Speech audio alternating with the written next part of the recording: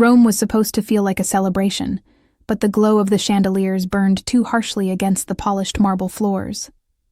My parents had flown the family in for their shared birthday, a lavish dinner at one of the city's most historic venues.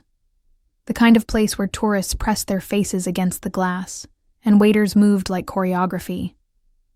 I walked in with a gift bag in my hand, rehearsing my smile. But as I approached the long table stretched under golden light, my heart stumbled.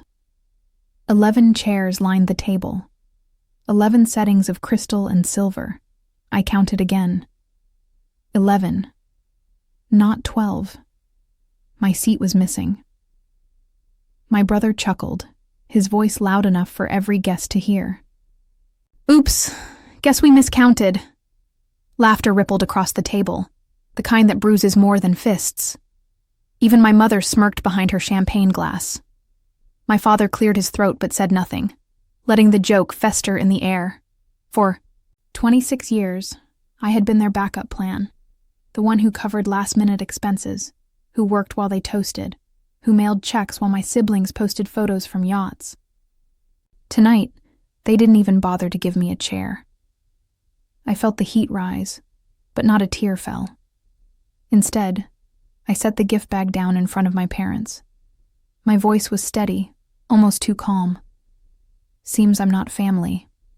And then I turned. Walked out, my heels clicking against the marble like punctuation marks. If betrayal has ever silenced you, share your story in the comments. And don't forget to subscribe for more. 30 minutes later, as they raised their glasses without me, they discovered something. The lights dimmed. The waiters froze. The maitre d' stepped forward, whispering into my father's ear. "The venue has been canceled. Catering too. Payment has been withdrawn." And for the first time, I wasn't the one left standing without a seat. When I stepped out into the Roman night, the air tasted different, cooler, freer, like the city itself was whispering that I'd finally chosen myself. The cobblestones gleamed from an earlier rain, and behind me, the venue still pulsed with light and laughter. They thought they had written me out of the story with a missing chair, but they forgot. I had signed every contract. The venue, reserved under my name because my father's credit had failed the pre-authorization. The catering, paid with my card, when Mom said she was waiting on a transfer. Even the string quartet tuning in the corner, booked through my account. Every receipt, every confirmation email sat neatly in a folder on my phone. While they toasted to each other, I pulled it up, one by one, and pressed cancel. Venue, catering, quartet. Payment refunds initiated, instantly. The staff moved quickly. Service in Rome is brisk when euros are at stake. I sat at a cafe across the piazza, ordering nothing but water, watching through the window as the first cracks appeared. The lights flickered when the manager cut power. The waiters froze, then whispered urgently to my family. Laughter soured into confusion. I imagined Mom's hiss. "What's going on?" Dad's frown deepening, my brother's nervous chuckle, breaking under pressure. They had erased my chair. I erased their evening.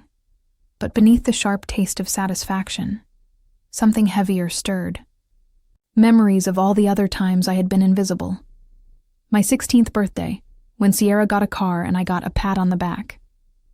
Graduation, where they cheered louder for my brother's half-finished internship than my honors diploma. Every holiday dinner, where I paid the bills but never carved the turkey. The missing chair wasn't an accident. It was a culmination. My phone buzzed. A message from an unknown number, Italian country code attached. "You made your point, but they're about to make theirs." I frowned. The satisfaction draining as quickly as the wine in their glasses. Because betrayal wasn't finished with me yet. The words glowed against my screen like a dare. "You made your point, but they're about to make theirs." I stared at the text, the cafe's dim light reflecting off the glass, wondering who had sent it. Someone inside? A waiter? A guest? Maybe even one of my own blood-slipping messages under anonymity? Rome was full of strangers, but Betrayal always wore familiar faces. I slipped the phone into my bag and walked closer to the venue. From across the piazza, I saw chaos unfolding.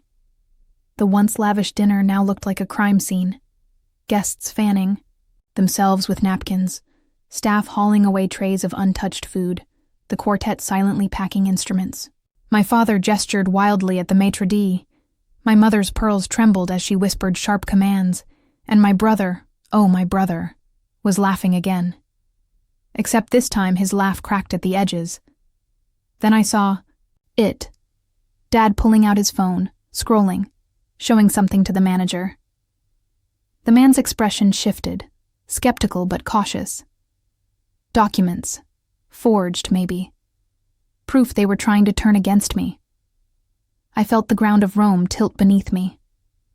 They weren't just embarrassed. They were plotting. And if that text was true, I was their next stage. Memories came rushing back. My father's consulting job, always a mystery. My mother's habit of rewriting stories until truth bent, like glass. My brother's grin that never matched the lies spilling from his lips. And the loyal contrast. Aunt Clara, who once told me, "Family can't erase you unless you hand them the pen." I'd handed them plenty. Years of payments, quiet compliance, silence disguised as loyalty. Not anymore. I pulled out my phone again, opening the same folder I'd used to cancel the event. Every receipt, every wire, every contract bore my name. I could defend myself if they tried to smear me. I could prove the night wasn't sabotage. It was justice. But just as I reassured myself, another buzz shook my hand. This time, a photo appeared. Blurry, but unmistakable. My passport lying open on a table that wasn't mine, and the caption beneath it, "They don't want you flying home." The photo of my passport stole the air from my lungs. My bag was zipped, right beside me. I opened it with trembling hands. Wallet. Phone. Folder. Lip balm. But no passport. It wasn't just missing. It had been taken. My mind raced back through the evening. When I set my bag down to leave the gift on the table, when the maitre d' brushed past me with a polite bow, or maybe when my brother leaned close, whispering, "Oops, guess we miscounted," his hand just a little too casual on my shoulder. The text was right.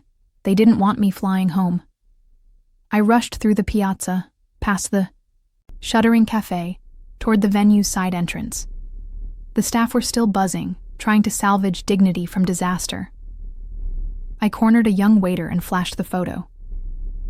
"Have you seen this?" He glanced nervously, then whispered, "Check." "The upstairs lounge." They went there after the cancellation. His eyes flicked toward my father's silhouette framed in a second-floor window. My pulse hammered. If they were holding my passport, it wasn't just about humiliation anymore. It was about control. Rome wasn't their stage. It was their trap. Crept up the stone staircase, each step echoing like a countdown. At the landing, voices spilled from the lounge. My mother's hiss, sharp as glass. "She'll stay grounded. Let her learn what family means when she turns against us." Dad's reply, low and bitter. "She won't fight. She never does." And then Sierra's laugh, syrupy but cruel. "Besides, if she's not back in time, her job won't wait forever. Maybe then she'll understand success isn't hers to claim." I gripped the railing, every nerve aflame. They weren't just mocking me. They were dismantling me piece by piece, my freedom, my career, my identity. I stepped into the doorway. My voice was steady, though my heart screamed, "Looking for this." All three of them froze. My brother held my passport in his hand, mid-swipe on his phone, as though taking another photo. Their faces drained of color, caught in the act. And I realized, Rome's silence was no accident. It was the perfect stage for me to end their performance for a moment. The room froze. The candlelight flickered against ancient stone walls, illuminating their guilt like a spotlight. My brother's smirk faltered as he clutched my passport, caught mid-swipe like a thief photographed in real time. I stepped forward slowly, each word deliberate. Funny thing about Rome, documents matter more than performances. And this one. I pointed to the burgundy booklet in his hand. That's still mine. Mom recovered first, her voice sharp and rehearsed. You're overreacting. We were only keeping it safe. I almost laughed. Safe? In his hands while he sends photos to God knows who. Dad rose, straightening. His jacket. You've embarrassed us enough tonight. Canceling the dinner? Do you know how many friends we've lost because of your stunt? I met his glare with calm. Do you know how many years of paychecks I lost funding your charade? This isn't a stunt. It's an audit. I reached into my bag and pulled out the flash drive Aunt Clara had once insisted I carry. On it, every receipt, contract, and email. I slid it across the marble table, the sound sharp as a gavel. Open it, I said. My brother hesitated, his fingers twitching. When he finally connected it to his laptop, the screen filled with spreadsheets and scans. Tuition, bills, rental payments, vendor deposits, all tied to my accounts. Gasps slipped from their lips. Not because they didn't know, but because now the truth was undeniable. You wanted me erased, I said softly. But instead, you erased your own credibility. The lounge door creaked open. The maitre d' stepped in. A frown etched across his face. Signora, we need clarity. This family booked under your name, yes? And now they refuse to settle the balance. All I. Her words clung to the air like smoke. If you think this ends in Rome, you're mistaken. I stood there, my passport finally back in my grip, feeling the full weight of the years behind us. They weren't threatening to fight me in contracts or ledgers. They were threatening to rewrite me out of existence, just as they'd done symbolically with that missing chair. I thought of the photo albums at home, where Sierra's achievements filled every page. My own graduations barely mentioned, birthdays glossed over, my name reduced to a footnote in captions. Family time. The story they told to the world had always been one where I was either invisible or inconvenient. Tonight proved they wanted that narrative permanent. Not anymore. I opened my phone, scrolled to the folder Aunt Clara had once helped me compile, and with a few taps, attached the master file. Bank transfers, proof of tuition payments, rent, deposits, screenshots of texts where they promised repayment, receipts from the very dinner they'd tried to deny me. All of it. Subject line: The real family story. Recipients: every guest still sitting downstairs. I hit send. The silence in the lounge was shattered moments later by the sound of phones buzzing throughout the dining hall below, notifications lighting up like fireworks, murmurs rising, confusion spreading. Then gasps. One by one, heads turned toward the staircase. My brother paled. My mother clutched her pearls so tight I thought they'd snap. Dad's knuckles whitened around the armrest of his chair. I spoke calmly, almost gently. You've told the world one story for years. Tonight I told mine. The difference is, mine comes with proof. The door burst open. A cousin stormed in, holding up her phone. Is this true? You made her pay for everything? Even this dinner?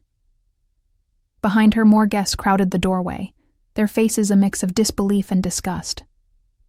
My parents' empire of image crumbled faster than the catered desserts being hauled away.